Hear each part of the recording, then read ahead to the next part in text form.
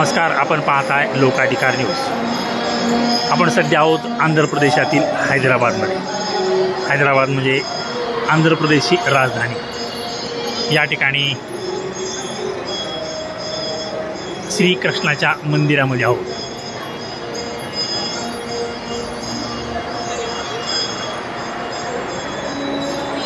ISKCON temple Hyderabad शहरातील या ISKCON टेम्पलमध्ये दर्शनासाठी भक्तांनी रांगा लावल्या आपण पाहत आहे।